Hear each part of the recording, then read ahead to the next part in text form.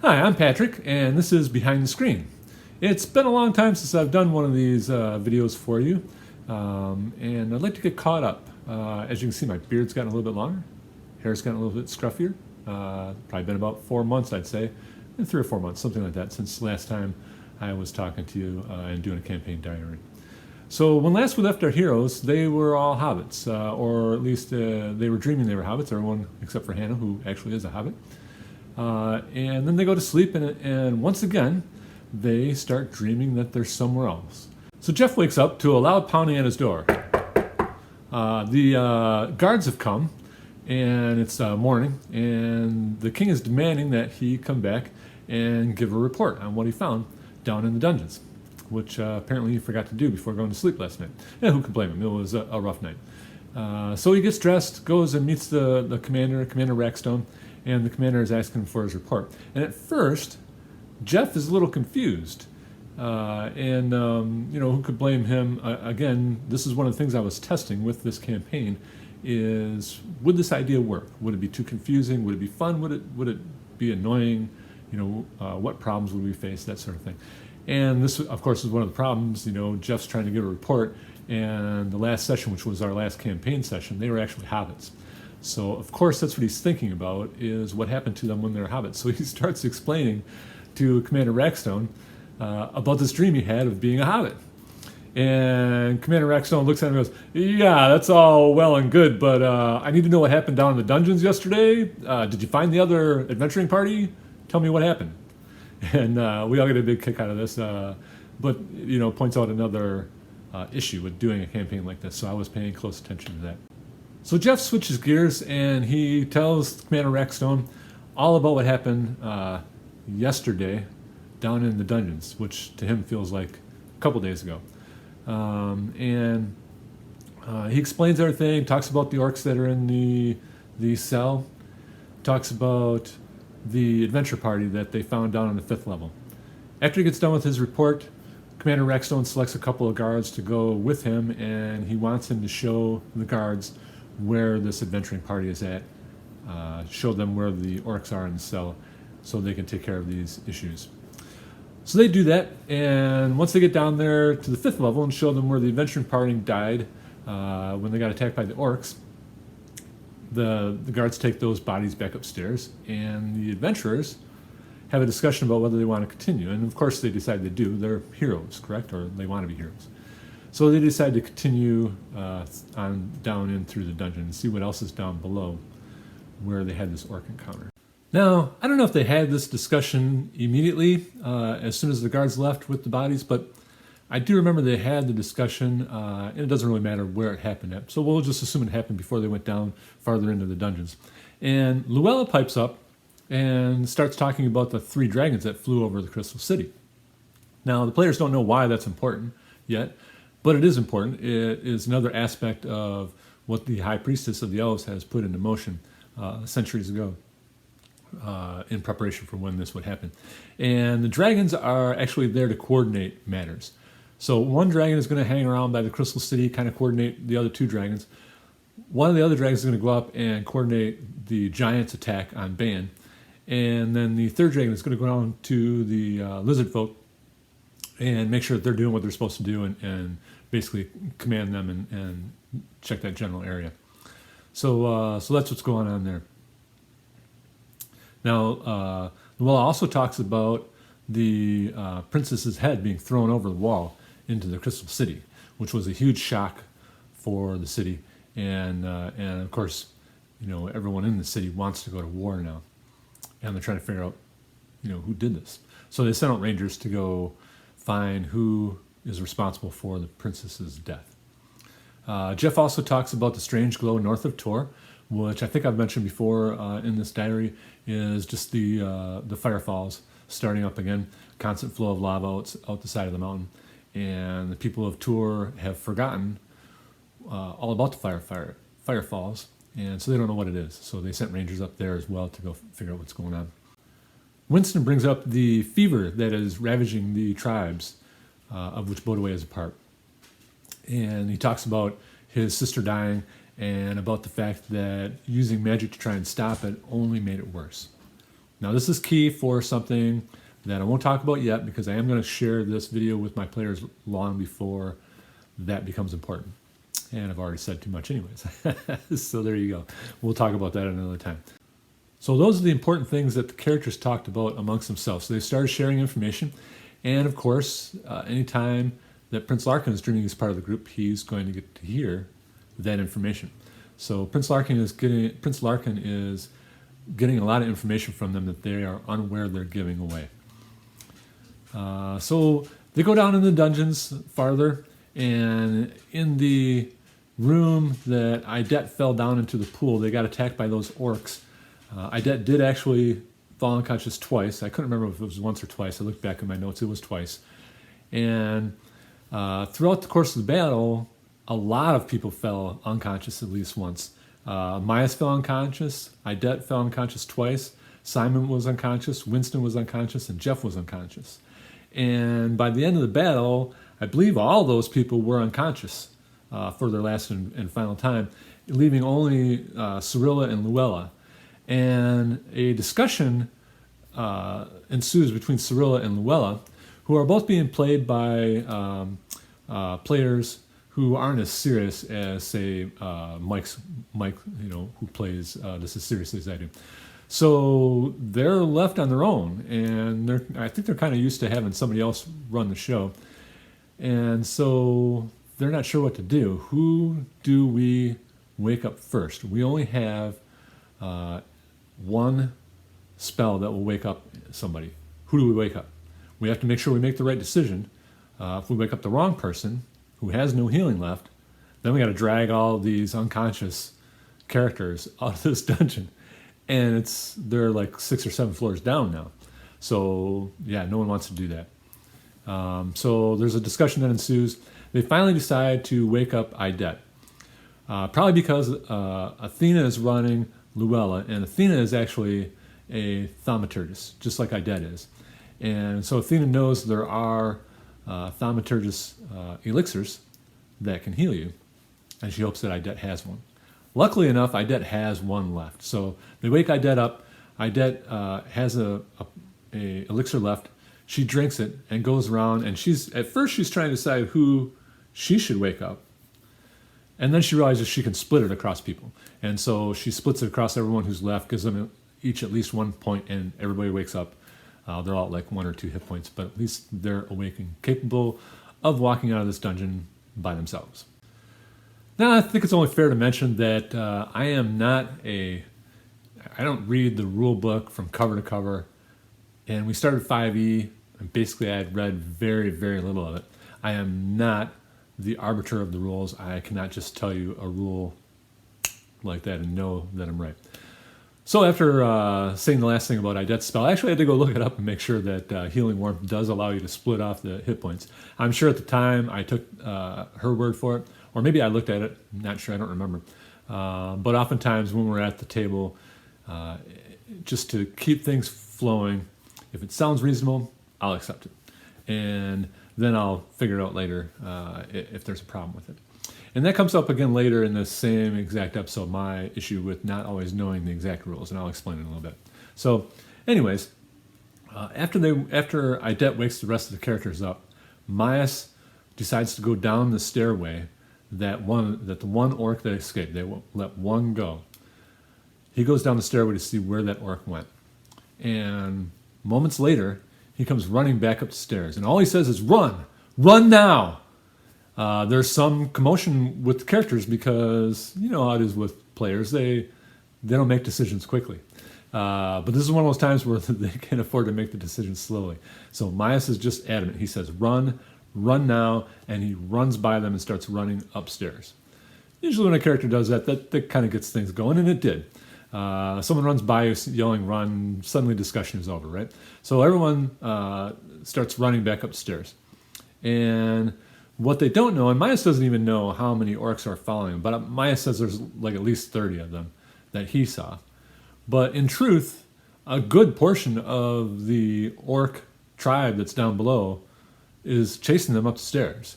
And the reason for that is they're not just interested in catching them, but they want to catch them, stop them, and run up the stairs and do the attack now.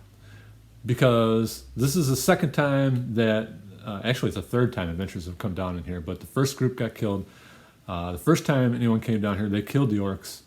This group, I should say, killed the orcs that they got attacked by and then went back upstairs.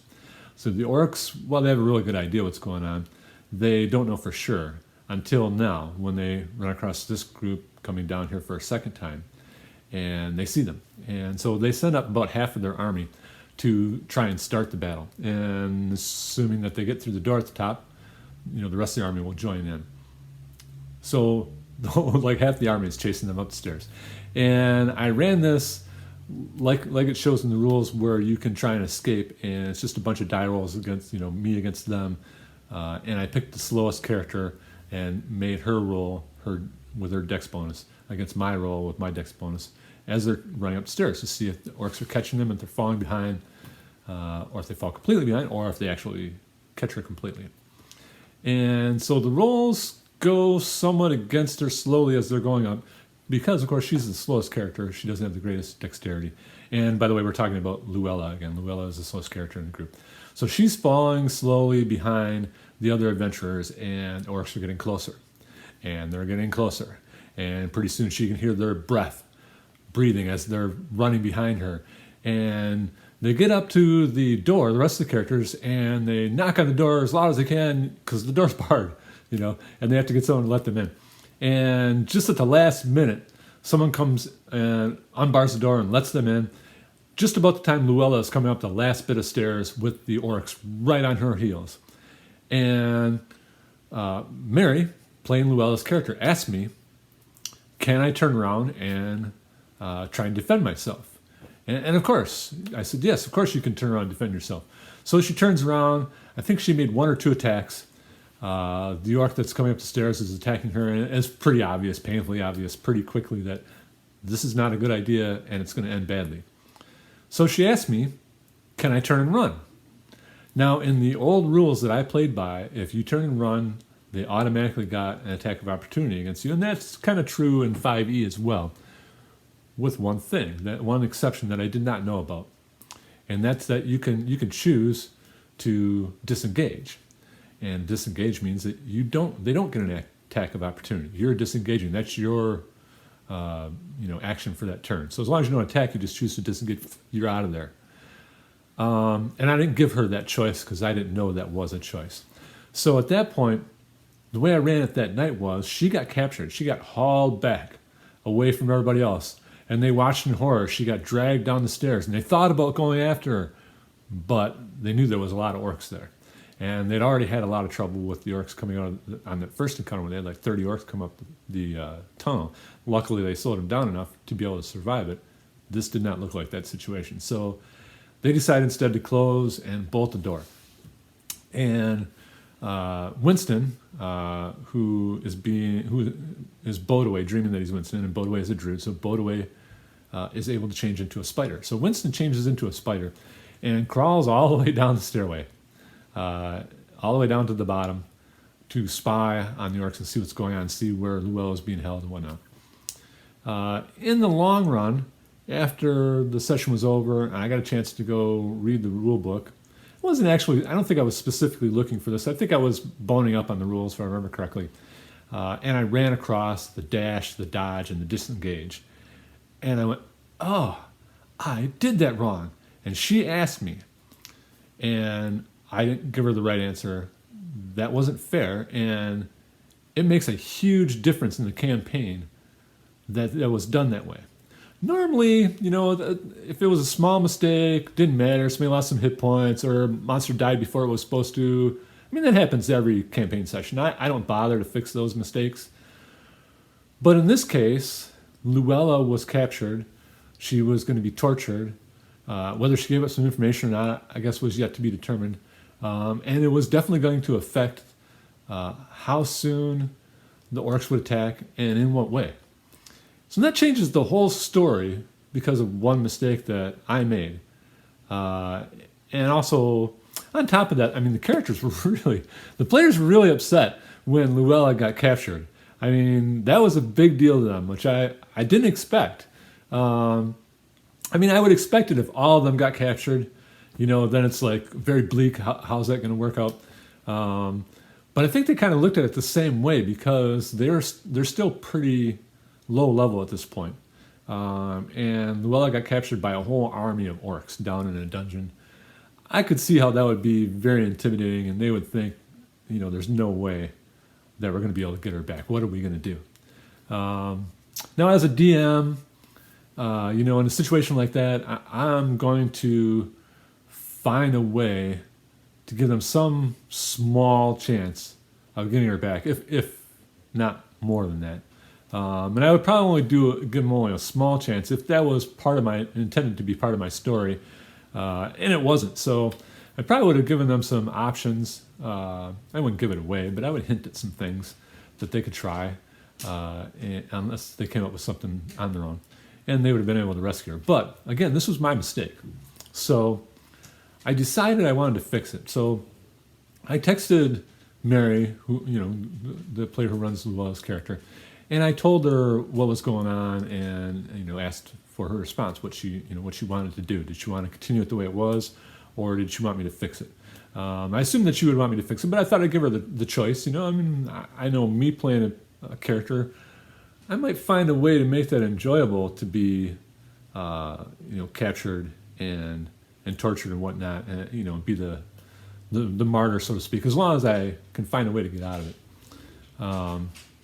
So I gave her that choice, and Mary doesn't respond to text very much, so I didn't hear back from her. I don't remember if I had to call her or she finally responded back like a week or two later. But in any case, we got it hashed out, and we decided to go back to that point and change it based on the correct rules. So I let her do a disengage. She escaped the orcs. They closed and bolted the door. And I still had it play out like Winston went down there as a spider form and got to see some of the plans that the orcs were making to attack Donegal Castle. And that is the way we left that. So while Mike is down there masquerading as a spider, he does get to see that they're making plans to attack Donegal Castle. It does not look like it's a plan that they're making for a long time from now. It doesn't necessarily look like it's today, but he can't tell exactly what the timing is going to be, but it seems somewhat imminent. They have a lot of orcs down here. Mike, I may have given him an estimate, I don't remember, but at the time, it was about 750 orcs were encamped down in this gigantic cavern, and more coming every day.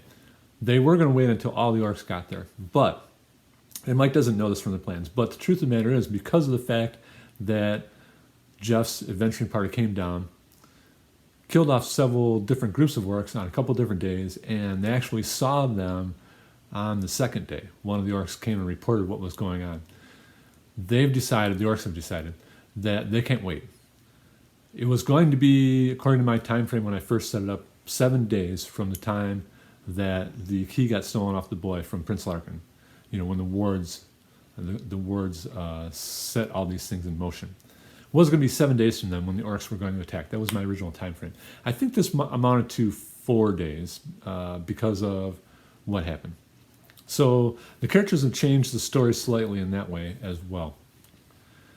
So Winston comes back up, turns back from a spider back into himself, goes and reports to Commander Rackstone and then to the king, and tells both of them what he saw, not only how many levels there are, caverns and whatnot, approximately how many orcs he saw, and most importantly, the fact that they're making plans to attack the Donegal Castle.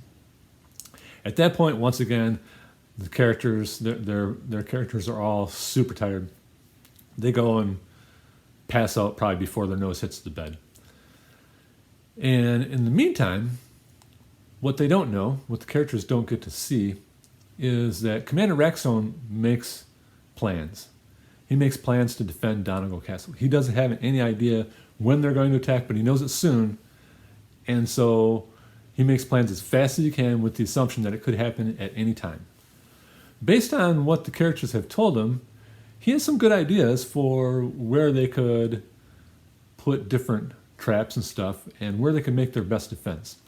And the biggest idea that he comes up with is to use that circular stairway to the humans' advantage against the orcs. The circular stairway is the only way to get up from certain levels up to, well, I think like the second or third level down. So the commander orders a bunch of empty barrels down into the dungeon.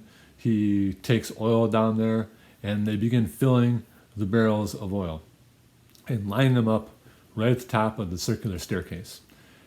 And later on that night, they don't even have, they have very few of the barrels filled. They probably have around half a dozen, 6 or 8, something like that filled.